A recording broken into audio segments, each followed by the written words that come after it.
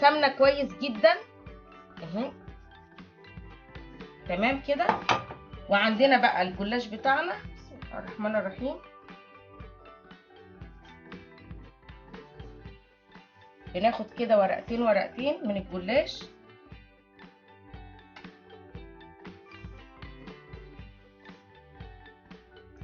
ندهن سمنه كده.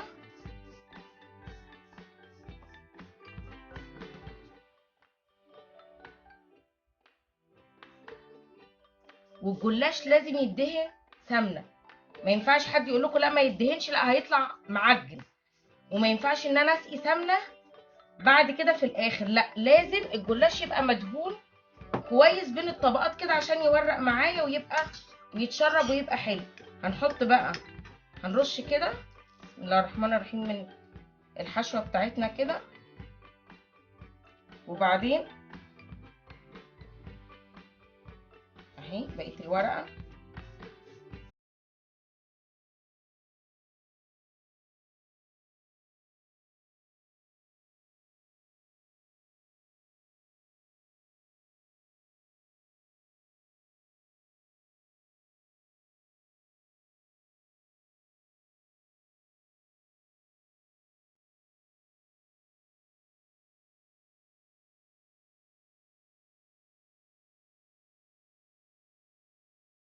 نبتدي بقى نعملها كده زي المروحه اللي كنا بنعملها بالورق اهي بالشكل ده. ونوقفها في الصينيه كده، علشان كده احنا قطعنا الجلاش على قد الصينيه بالظبط. ونكمل بقى بقيه الطبقات معانا.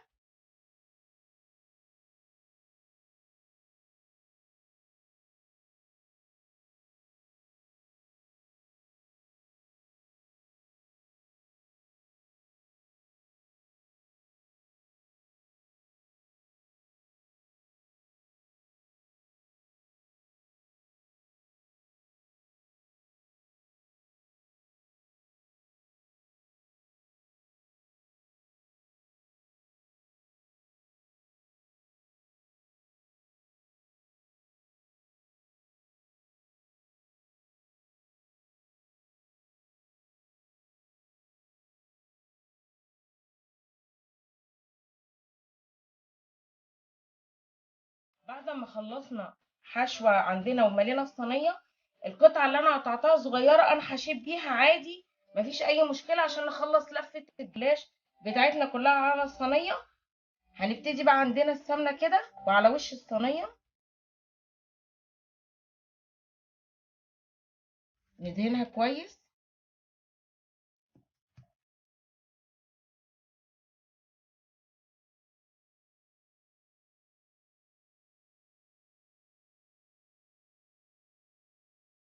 دلوقتي بقى السوائل اللي احنا هنسقي بيها الجلاش بتاعنا، عندنا كوباية ونص لبن، وعندنا نص كوباية سكر. هندوبهم شوية كده. عندنا بيضة، عندنا فانيليا سائلة، وعندنا باكت فانيليا بودر.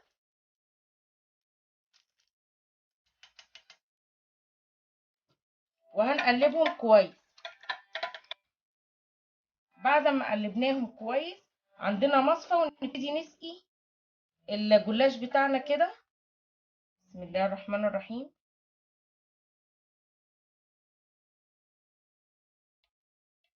نحاول ندخله على نمشي السائل كله كده فيه.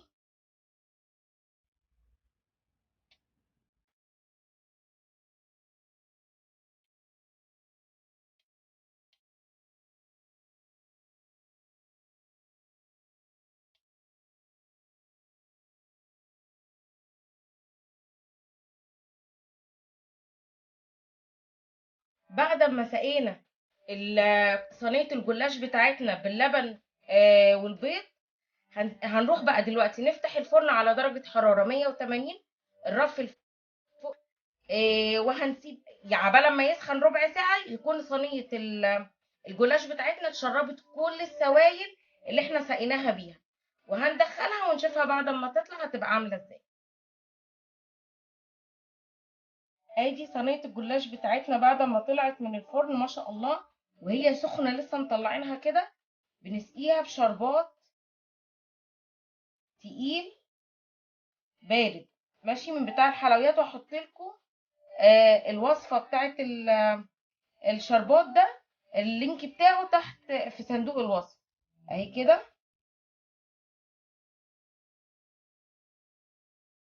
ونسيبها تهدى وبألف هنا وشفا.